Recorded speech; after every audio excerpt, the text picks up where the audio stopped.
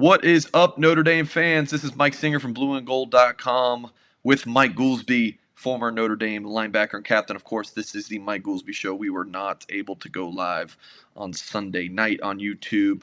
That's on me. Mr. Goolsby was around. I was not. But we are doing a pre-recorded show here, and we will give Notre Dame fans everything you want to know about Notre Dame beating North Carolina 44-34 with the thoughts from Mr. Goolsby. I mean, we're recording this on a Monday at 3 p.m. Eastern, so no beers will be partaken in this show, but we do appreciate Bolton Landing Brewing Company for supplying us for some beers for our shows. But, all right, Mr. Goolsby, we're going to have you break down the game here. General thoughts about the 44-34 win for the Irish. What's your biggest takeaway? It felt like it was our most, I'm saying this with a bit of a caveat, it wasn't our most complete game because we struggled a little bit on defense, but it felt like our most complete game. It's such a fun team, such a flawed team, such a young team, but it is entertaining to watch. But yeah, it felt like as close as the game was, and we were behind for a time there. It never really felt like it was out of hand. We're at risk of losing the game. The offense has really started to turn a corner. And Jack Cohn specifically, again, Mike, we were talking prior to coming on air. I'll give credit where credit's due. Jack had I think his best game as a thrower, save for maybe Florida State, but he looked the most confident And a runner. That was his this best game as past a week. runner, too. Again, fun to watch. Like it was just kind of a fun game. And yeah, Jack Cohn taking off is fun to watch. So yeah, it just felt like a complete game. I mean, you're seeing yeah, I think we dabbled a little bit about this last year in terms of talking about Kyren and like could he potentially be like a Heisman guy? I can't remember if it was Book or if it was Kyren had a couple really strong games where like, man, they should be part of that discussion. But yeah, you're seeing the emergence of Kyren Williams, and I mean, we'll get in more into this, but that was like that 91-yard run those are the types of plays that like get burned into Notre Dame fans kind of memory banks, and plays like that is a lot of times like, like a young kid could be watching that game Saturday night and become a Notre Dame fan because of Kyren Williams, like just his style of play and his overall energy and things. So it was a really fun game to watch. Nice to see the offense continue to improve, and it was just kind of a satisfying win, but always room for improvement. Yeah, absolutely. With the offense's great performance, 44 points, scoring, obviously pretty much at will the entire game, it did come with the defense allowing, 34 points. Certainly wasn't a great one. Notre Dame gave up 564 yards, and 6 of North Carolina's 11 drives they scored on. So we touched on the offense a little bit there. The defense, Mike, what do you have to say about that unit? A lot. So trying to figure out where to start. Well, let me give a You quick thought, know, Mike. sure, go ahead. Go ahead. So, Notre Dame fans are pissed about the defense right now. I mean, like Notre Dame's a 21-point favorite against Navy, and I posted about this on our loose emoji message board at Blue and Gold, and a lot of the fans are like, "Our defense stinks. We can't. Navy's going to cover on us." But I don't know. I don't know if I'm that down on it. Like, yeah, the tackling was really bad, right? The tackling was atrocious against the Tar Heels. But this is the kind of game that like happens in college football. It's a shootout. Like you just had a bad game Sure. defensively. You need your offense to step up, and the offense did. So I'm more encouraged about this game in this team right now, but still a lot to fix defensively. The eternal optimist, Mike Singer. Yeah, you can take a negative. Only you, my man, can take a negative and put a positive spin on it. I love it. That's a nice balance on our podcast, buddy. I think so. As I watch the games, right? I put notes into my phone, and it's like in regards to the Navy game. So this is my note. This is Notre Dame football. We play all manner of offenses: spread, pro, heavy teams like a Wisconsin. and naturally we play the option. Freeman's scheme seems best suited for playing pass-heavy offenses. Fundamentally, defense starts with taking away something. Bill Belichick has built a career on that. Most of the time, traditionally, it's the run. We don't do that. We don't take away the run. So, in terms of like, you have to have a place to stand, and Freeman's defense is seems to be based around having athletes at particular positions, and our linebackers right now like aren't special athletes, and they're sort of limited in terms of their range, and some of that's starting to kind of show itself. We saw a lot of that three-man front again, and this is one of those things where I wish we had a whiteboard, Mike, but on some of these like three-man fronts against a run, when we fit it, eh, there's no free player. So like they had that long, I think it was a 54-yard run, and our linebackers do their best. They can't get off a block. And then Jordan Botelho, who ostensibly would be playing like your will, he has to come all the way across as a fast flow player to make that play. He may be your free player, or it's your center fielder. Excuse me, your free safety that's playing center field. It's just not drawn up well. It's a weak. There's no way to fit it. There's no free hitter. So in terms of like, you either force a ball, everybody fast flows, and then there's a free player, or we spill the ball to an outside free player. In that scenario, there was none, and you got exposed there. So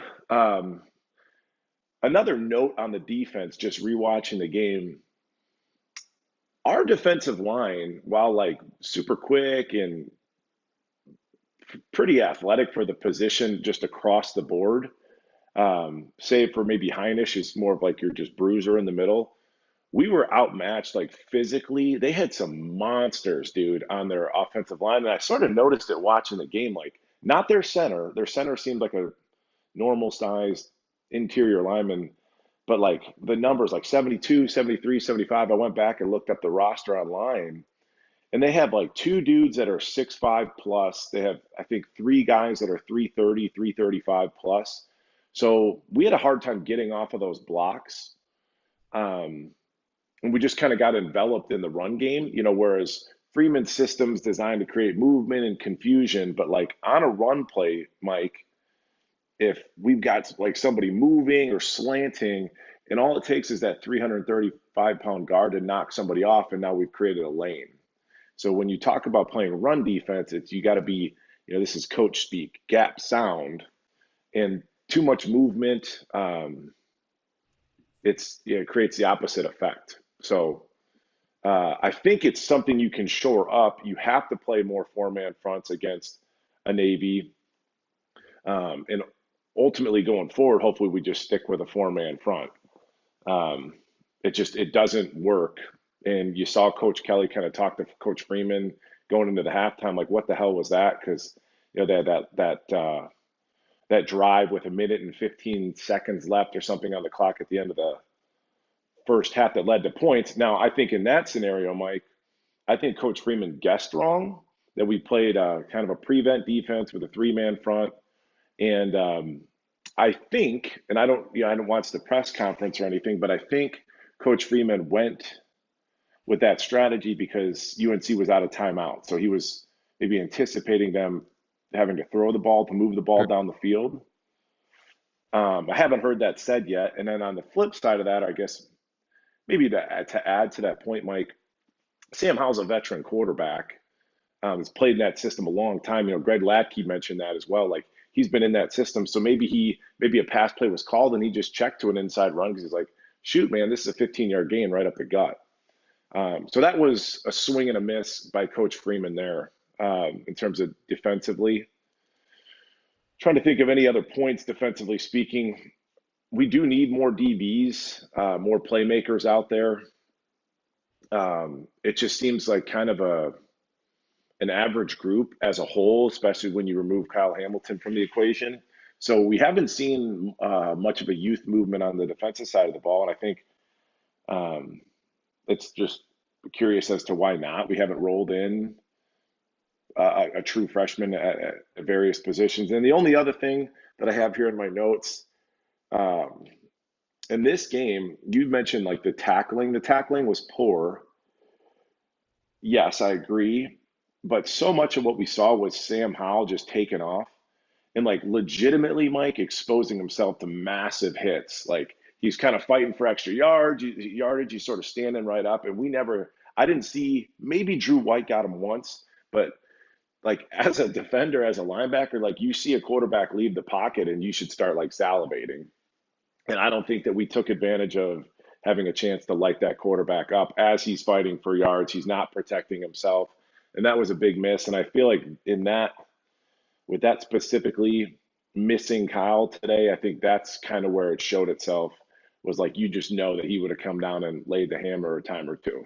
All right, real quick, I want to get your thoughts on this before we move into talking back on the offense side of the Please. ball. Do you think it's just a thing where college football's changed so much to where if that quarterback leaves the pocket, a defensive player is not focused on a big hit to, knock the quarterback out of the game because the rules have changed so much. And you can get, if that happens in the second half, you can get ejected for, the rest of the game and the first half of next week. And players just don't want to risk a big hit, at the expense of being thrown out of the game. I guess this is the optimist in me coming back out again, Mike. Yeah, I mean, it's a valid argument, but I would say, like, has college football changed, is your question? Maybe so, but football hasn't. Yeah. I mean, these are plays where so and so's, my teammates holding them up. Sam Howell's trying to fight for an extra 2, 3 yards, and he's standing completely straight up, and there's all that hitting surface. Somebody's got to come in there and smoke him, Yeah. or at least try and get the ball out. Um, so yeah, there was some of that, and then it's like Howell had that long touchdown run again at the end of the first half, and it was like it seemed like it was on the back half of our defense, and we were almost confused. It was almost like somebody heard a whistle blow or something. It was the effort there was strange. Like people were just letting him run right by. That was, and when you're confused, you play slower. It takes away your aggressiveness. So I don't know if that's attributed to Freeman's scheme, but that was kind of a bizarre play to watch. All right. Appreciate you guys watching with us here. Make sure you hit that thumbs up on this YouTube video. Of course, subscribe to our channel if you are not yet. And we're throwing this on our podcast channel as well. So appreciate everyone. Quick call to action. If you're on YouTube, in the description of this video, sign up for our daily newsletter and breaking news alerts at blueandgold.com. If you're listening via podcast, just go to blueandgold.com. And there will be a banner at the top of the screen that says to sign up for our free newsletter. Great way to stay up to date with what's going on with Notre Dame football. Okay, pop back on the screen for our YouTube audience. This is the Notre Dame drive chart. You see 11 total drives. One of those, of course, was just a kneel down before the end of the first half. So that is about as perfect as it is going to get with 8 scoring drives on 10 total, again taking out that half. Of course, there was some woes down in the red zone that they couldn't convert. You had 3 field goals, but overall a really strong performance by the offense, and specifically with the quarterbacks Jack Cohn and Tyler Buckner. Cohn had, per PFF, it was 57 snaps, and Buckner had 15. Let me double check on that. Yep, that's correct. So thoughts on the quarterback play of Jack Cohn? He had a really strong game, 213 yards on 67% completion percentage, had the throwing touchdown, also ran one in. Buckner, 2 of 2, 17 yards, passing touchdown, and on the ground, 16 yards on 4 carries. Jack looked good. The offensive line looked good. I think those two will be forever married together in terms of Jack's success being dependent on how well the offensive line plays. In particular, in the pass game, they're still developing in the run game, but pass protection has looked really strong 2 weeks in a row. So, and that's led to Jack looking more confident and more decisive. Makes sense. I think, yeah. I mean, it's like again, football's not that complicated. And I think like Coach Reese deserves a lot of credit too. Yeah. Everybody's going to talk about Jack. Everybody's going to talk about Kyren, but I do want to compliment Coach Reese in terms of what he's had to deal with this season, and uh, to continue to put up like two strong performances. I thought we played well on offense against SC as well. So, and it's also funny, like, they were showing Coach Reese up in the booth during the game, and he's a young coach, right? And it's like, I don't even know if he's had time to shave. He's just put so much time into this game plan, which as a player, I love to see, and I wanted to say this because Say it. I try and bring unique thoughts to this thing, right? Because hopefully there's some entertainment value. So I live here in Omaha, Nebraska, and the Huskers are now whatever they are, 3-6. 3-5 or Okay. something. Yeah, 3-6 or whatever. They're about to go. They're about to have a 3-win season because they have to play Iowa, Wisconsin, and Ohio State still.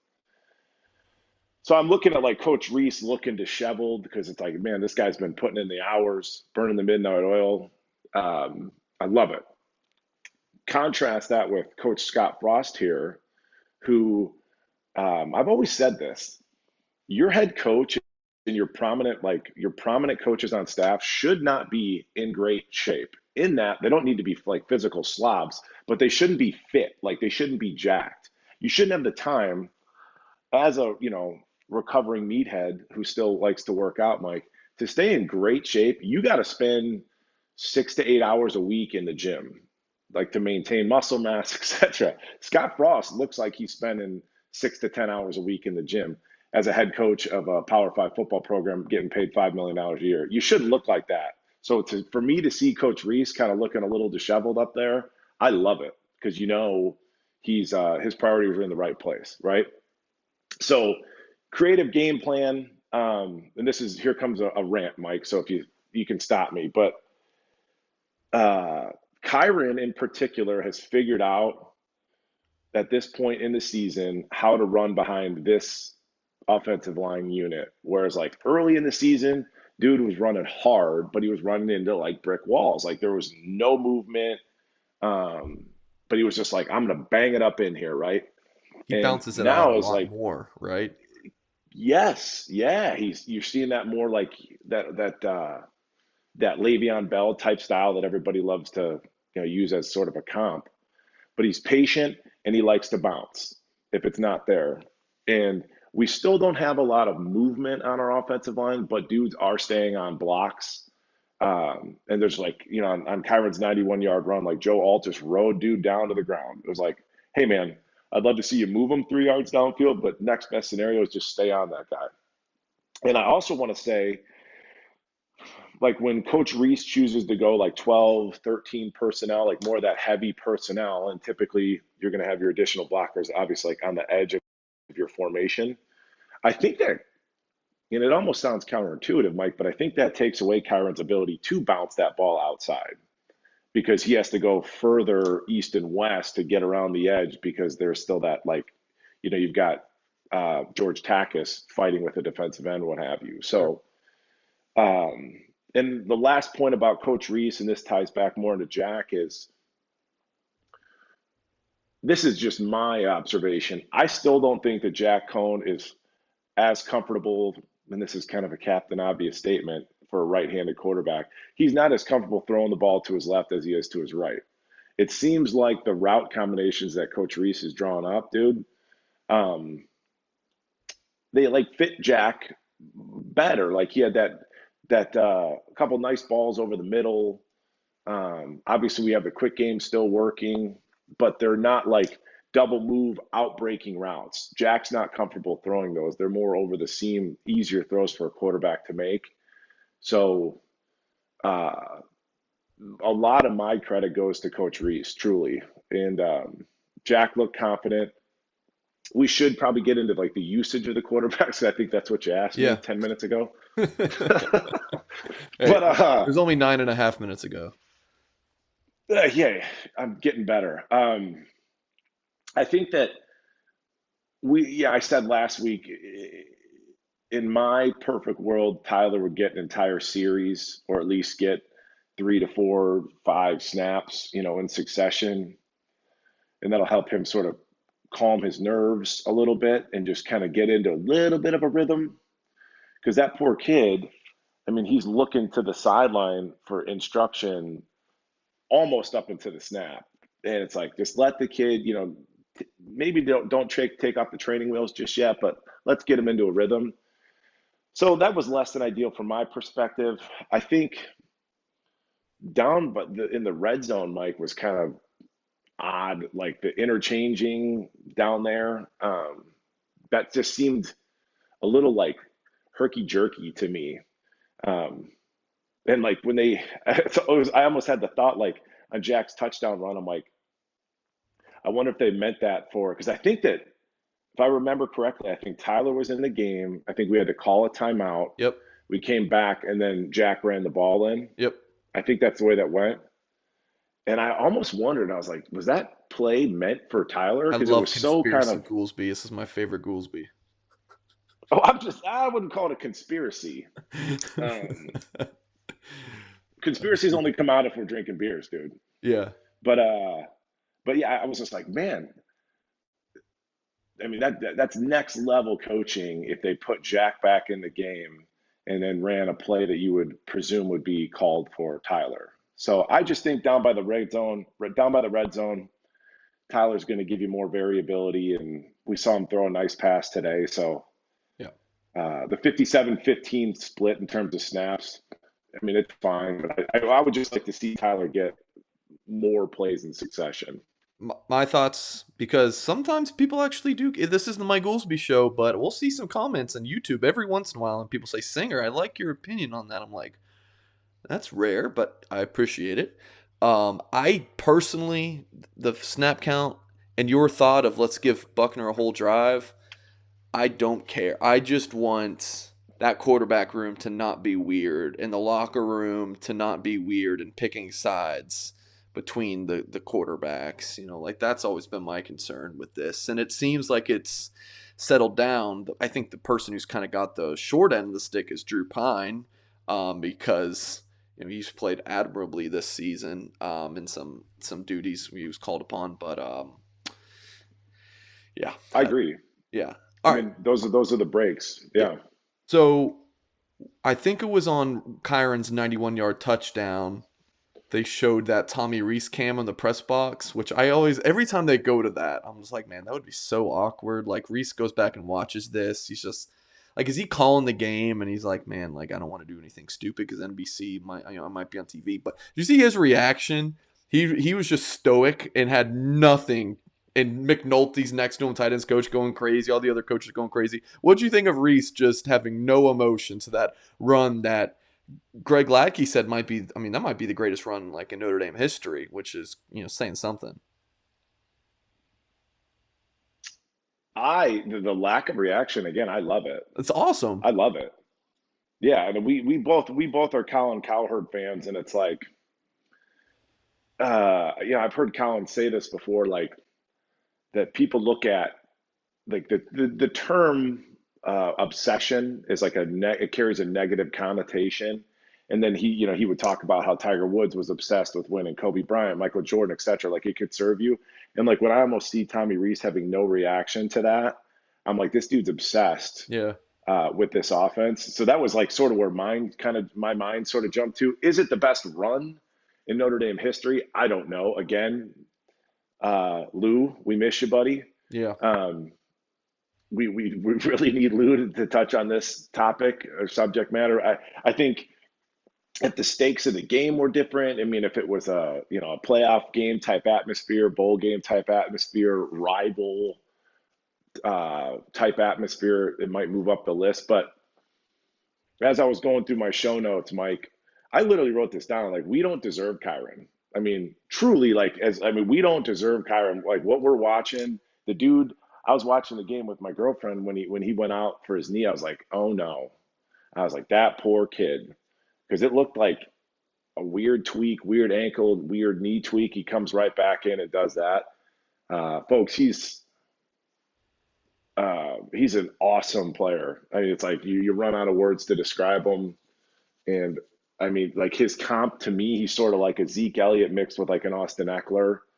Has the balance, runs hard like a Zeke does, but he's got like obviously the size and he's so tightly wound. And he has hands like an Austin Eckler. I think I'm really excited to see his NFL career. Yes. not too soon, but um, Kyren Williams deserves every good thing that comes his way. I mean, he's earned it. He's a fantastic player. Speaking of NFL career, Kyle Hamilton's will start next fall for sure. Probably Kyron Williams too. Great segue, Mike. Mike, great segue, Yeah, buddy. I know. So Kyle Hamilton did not play against North Carolina. Now the storyline last year when Notre Dame beat North Carolina is when Kyle Hamilton was, I believe, he was ejected to targeting, and defense stood up after that. Not so much against the Tar Heels, obviously this year, but Hamilton going to miss the Navy game, and it kind of seems like the game after that was at Virginia. He's on track for. But with him being a basic lock for a top 10 pick, if you're Hamilton, do you even want to play the rest of the season? Brian Kelly kind of talked about that. He said, whatever he does, we will support him 100%, which is a good thing for Kelly to say. You don't want to bash him, Hamilton, that is. So what's kind of your thoughts on this, Mike? Twofold here. One, should Hamilton play? What do you think about him if he chooses not to? And two, what's the outlook for the defense the rest of the way if Hamilton is unavailable for potentially the rest of the season? I would echo Coach Kelly's sentiment in that I fully support whatever Kyle decides to do. Um, I really would. If we were an undefeated team, let's say, Mike, we love the what if scenarios around Love it. here. If we beat Cincinnati and presumably we're a top two, top three team right now, I might have stronger feelings about Kyle coming back and playing than I do given our current ranking and just kind of projection of the overall season in the team. Going back to Kyren, don't let me get off subject, Mike, but I was kind of perusing the message boards and someone was talking about Kyren and the likelihood of Kyren coming back. And somebody made a comment like he should come back and, the Notre Dame degree. And then he was like, somebody made a comment like who on this board, presumably small business owners, what have you, are on the message board, like who out of this room wouldn't hire Kyren? And it was like, you're gonna pay him? You're gonna give him a $5 million signing bonus, like to go sell insurance for you? Like, what a bizarre comment. So Kyle Hamilton, this is literally a once in a lifetime scenario, and you're talking about if uh, if he's a lock top 10 pick, and then because he could come back and play poorly too, Right. right? I mean, he could. There's the chance of re-injury, which is the obvious thing, or he could come back and play poorly. But it's like if you're a top 10 pick right now, go get your money. I mean, this is generational wealth. It's a once in a lifetime thing. Nobody can ever fault him. I mean, generational money for Hamilton and his family, and who could fault him for not coming back? When I was in my recruitment, I mean, the stakes are much, much, much lower, Mike. But like, I ran a 4.5 at some camp at some point. Tom Lemming was like, I wouldn't run another 40 if I was you. He's like, you have a 4.5 on paper, and that's a part of the reason that's propping up your recruiting ranking and stuff. So it's like, why would you go potentially hurt yourself? And you could kind of push that forward and Or run apply a it to worse 40. Hamilton's situation. Yeah, run a worse 40, yeah. And then, I mean, in so much of, let's just go to continue the conversation, Mike. I'm gonna I'm gonna say that Kyle's gonna sit out the rest of the year, right? Let's just, for the sake of the argument, once his legs healthy, he can basically start to work out for the combine and for the pro days and all that. So, if he gets an extra month or whatever it is to train on his 40 and his lifts and his jumps and all that stuff, he's just putting more money into his pocket. And then on the flip side of this too, like, we've seen a trend, and it'll happen this year, where marquee guys, draft eligible guys, sit out their bowl game, and it's like, hey, NFL, they have strong feelings. Well, these kids should finish their season or whatever. It's like the NFL system, you did this to yourselves. Like, you created this monster. You put so much emphasis on these workouts and things. in Sure. these measurables and I mean, you did it to yourself. So fully support whatever Kyle chooses to do. I would categorically put Kyren in the same box. I'd like to see Foskey come back. I really would. Um, but yeah, I would say go get your money. Okay. And then impact on Notre Dame's team. I mean, the rest of November looks easier on paper. Virginia, not sure their quarterback situation. If Armstrong, quarterback there, is going to be back for that game, they seem like on paper that they're 6-3, can score a lot of points.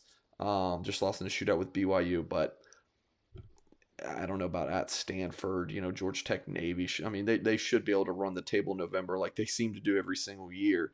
So Hamilton's out. How does that affect the Notre Dame side of things?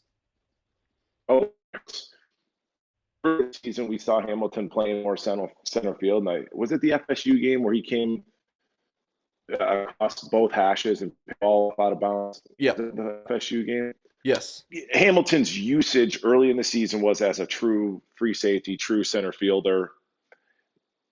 The play, coming crossing both hashes to make a play, like those are the plays that put Kyle Hamilton in a top 10, top 5 draftable position. As the season progressed, as the defensive scheme progressed, Mike, you saw them using Kyle almost more in a matchup type role, almost like a nickel. So with Kyle Hamilton being taken out and no longer available, you're losing a freak of nature playing center field for you, and you're also losing one of your best cover guys, if not your best cover guy. So it's a problem. It may not show itself through the remainder of the regular season, but depending on if the type of program, if we play Michigan in a bowl game, it might not hurt as much. But if you play in Ohio State, who likes to throw the ball around, it's going to hurt more. Freeman's got a big problem on his hands. Like you saw Pryor go back and play safety this week after he's been groomed to play linebacker the last two. So that's worrisome for me, and that he's kind of grasping at straws, trying to find bodies to play defensive back for him. So, in the theme of being optimistic, Mike, maybe we see the development of some younger players. So this is an opportunity for younger players being forced into duty, which serves us more into the future. But in the immediate, it definitely hurts. He's our best player. I mean, and Kyren. I mean, we wouldn't have won the last 2 games without Kyren. But a guy like Kyren or a guy like Kyle, yeah, they're irreplaceable. And it's just the facts. We talk so much about this being such a fun team because it's stressful, but one week they win on their defense, the next week it's the offense. You get this quarterback leading you this week. It's the Virginia Tech game to me is like a perfect example of that. Tyler leads the way through most of the game, and then Cohn leads them to victory. I mean, it's just such a fun team, and a big part of it is just, I mean, you hate the injuries, obviously, but it's fun that like Mitchell Evans, big 88, true freshman. His biggest accolades when he was a senior in high school was him as a punter. Like he's playing meaningful big minutes for Notre Dame at tight end. 4 different starting left tackles.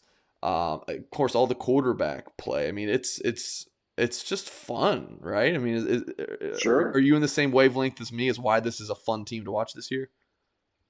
Yeah. And shout out to like my best friend growing up, Chris. Like we were texting, he's the big Notre Dame fan. He's like, this team is so flawed, but they are so fun to watch. And it's true.